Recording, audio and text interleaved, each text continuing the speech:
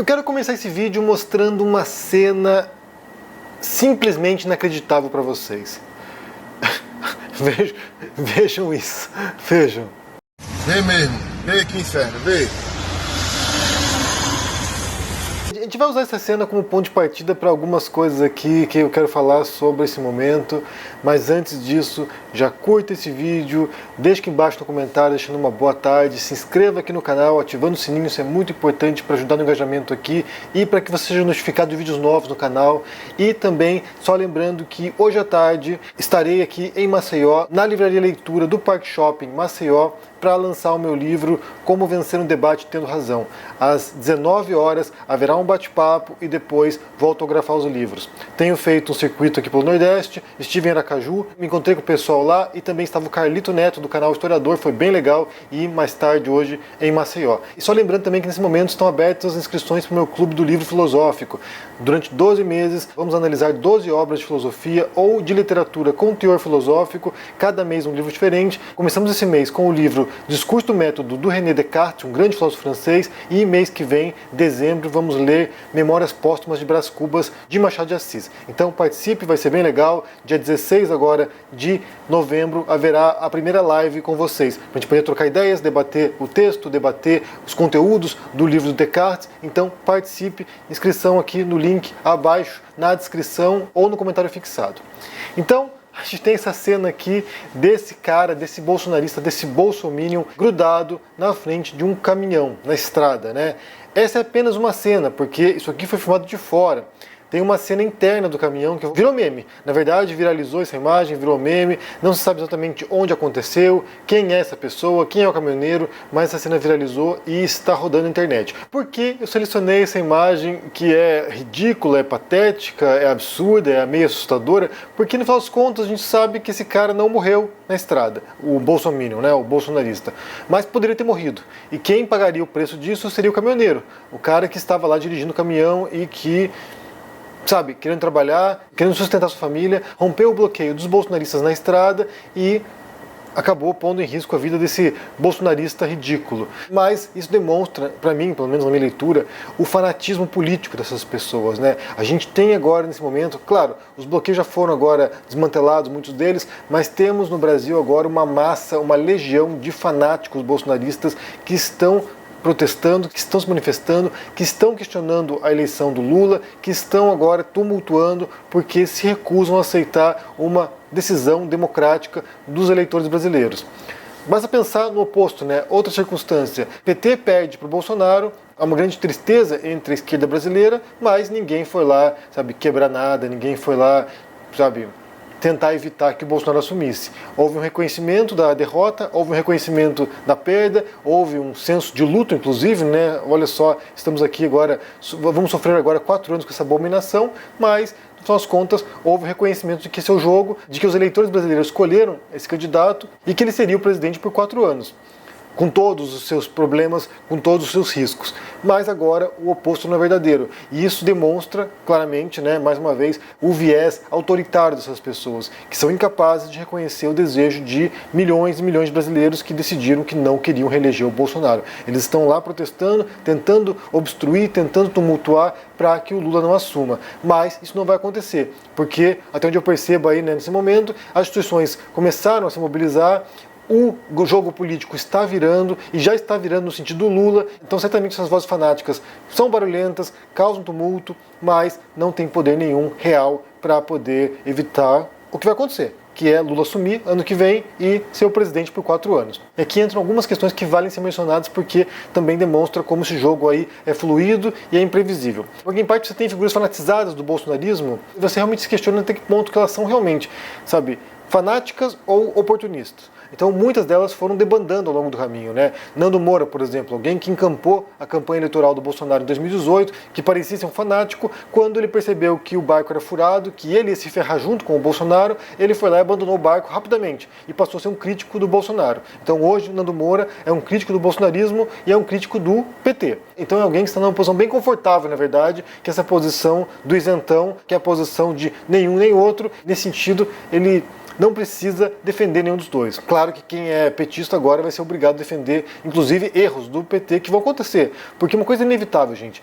entra governo, esse governo pode ter apoio popular massivo, se for o caso, mas todo mundo comete erros, todo mundo erra. Provavelmente todos se envolvem em algum escândalo porque é a dinâmica do poder e é como as coisas se dão no Brasil. Então, entra Lula, ele vai cometer erros e aí, nesses erros, você verá a ala bolsonarista explorando esses erros para tentar desqualificar o governo Lula, o novo governo Lula, né? Mas, como eu falei, a gente sempre fica na dúvida se o fanático é fanático de verdade ou se é um mero oportunista. Alguns abandonaram o barco, alguns foram presos, inclusive, né, ou foram processados e mudaram de posição. Basta pensar num caso aí extremista, né?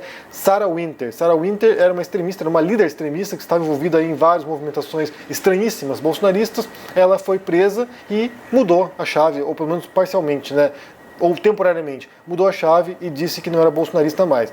Mas era uma extremista bastante vocal e com muita visibilidade, e quando sofre as consequências, ela, como eu falei, temporariamente muda a chave. Eu acho que ela não mudou tanto assim, mas pelo menos amenizou um pouco o tom. E uma outra dessas extremistas é a Carla Zambelli, deputada federal, reeleita agora, e a gente viu uma cena, né, um pouquinho antes da eleição, da Carla Zambelli armada, perseguindo um jornalista negro, ela alegando que o jornalista a havia atacado, que havia derrubado na rua, e depois imagens contestaram isso, demonstraram que ela estava mentindo, que ela caiu sozinha, que ela tropeçou lá, caiu de madura.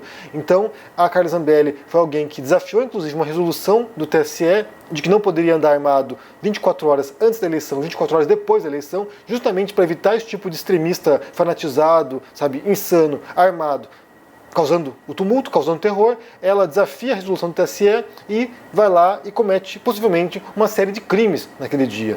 E aí há uma expectativa de que ela seja presa. Carla Zambelli, extremista bolsonarista, presa, né? Presa na cadeia. E o que aconteceu foi que Carla Zambelli escafedeu-se.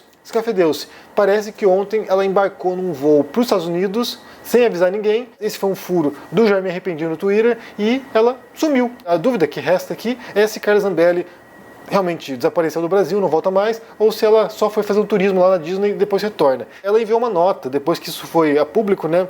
Ela enviou uma nota aqui dizendo o seguinte, eu vou ler para vocês o que diz Carla Zambelli, agora fora do Brasil, sabe-se lá quando volta e se volta, né? Diz a reportagem aqui da Veja, a justificativa da Carla Zambelli para a fuga do Brasil. Deputada reeleita divulgou uma nota após especulações sobre os motivos de ter saído do país. E daí ela escreveu aqui, não divulguei a viagem para os Estados Unidos simplesmente porque não tenho onde publicar, horas. As contas da Carla Zambelli foram bloqueadas, né, depois do atentado, a gente pode chamar assim, depois de ela sair armada na rua, ameaçando, intimidando pessoas, né? Prossegue. A decisão que censurou todos os meus canais de comunicação, inclusive o WhatsApp, tem como objetivo controlar o fluxo de informações e conter uma das maiores vozes conservadoras da internet, com mais de 9.520.000 seguidores em 7 redes sociais. Ela prossegue. Estou cumprindo agendas pessoais e aproveitaria a ocasião para estudar meios de assegurar e restaurar a liberdade de expressão no Brasil junto com autoridades americanas. Então, assim, ela alega que ela foi lá estudar e que depois volta para libertar o Brasil. Vamos esperar para ver. Não sabemos se isso é real, não sabemos se é verdade, mas esperar para ver. E outro que cogita deixar o Brasil, aparentemente, é o próprio Bolsonaro, né? Reportagem da Folha de São Paulo de hoje, manchete, Bolsonaro cogita sair do país para não passar faixa para Lula. Motivo alegado pelo presidente é de que não participou de disputa eleitoral justa. E aí são conversas de bastidores, né? Conversas de bastidores e, aparentemente, o Bolsonaro vai deixar o país ou vai viajar para fora do país quando for o dia da posse, para que ele não precise passar a faixa presidencial para o Lula. E aí, especulações vão além disso, né, de que ele vai fugir do país. De que ele vai fugir do país porque ele sabe que será preso posteriormente. Falei sobre isso essa semana. Bolsonaro, deixando a presidência, vai ser alvo de inúmeros inquéritos, inúmeros processos e pode acabar na cadeia. Então pode ser já que ele esteja antecipando aqui o que ele pretende fazer, que é deixar o país, fugir do país, ir para algum país aí que o abrigue, que o exile, que, sabe, dê refúgio para ele, como se ele fosse um exilado político, e aí vai ficar lá de fora tumultuando, né? Eu acho que tem grandes chances de vermos aí uma debandada de bolsonaristas principalmente aqueles que estão sendo investigados depois das eleições aí, porque, sinceramente, muita gente está enrolada até o pescoço, podem parar na cadeia. A gente pode ver uma retomada da ordem institucional depois do retorno do Lula, talvez haja aí uma restauração, talvez até uma desbolsonarização das instituições, mas certamente muita gente vai ficar com medo aí de parar em cana. E pode ser que seja o caso da Zambelli e do Bolsonaro, duas personalidades bolsonaristas influentes, conhecidas.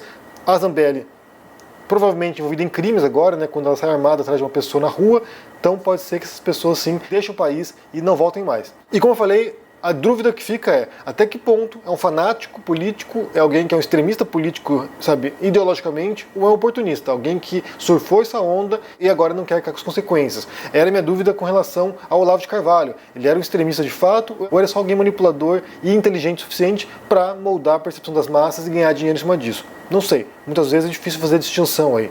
Mas quero saber o que vocês pensam sobre todas essas situações aí. Primeiro sobre essa cena ridícula e medonha do bolsonarista grudado no caminhão, que virou meme, e também depois sobre fuga da Zambelli e possível fuga também do Bolsonaro para não ter que passar a faixa presidencial para o Lula. Eles voltam para o Brasil? Vão desaparecer? O que você acha aí? Deixa aqui embaixo no comentário, deixa o joinha, se inscreva aqui no canal, se torne um membro ou um apoiador para dar uma força e se cuide por aí. Um abração e até mais. Tchau! Eu quero convidar você para participar do Clube de Leitura Filosófico comigo.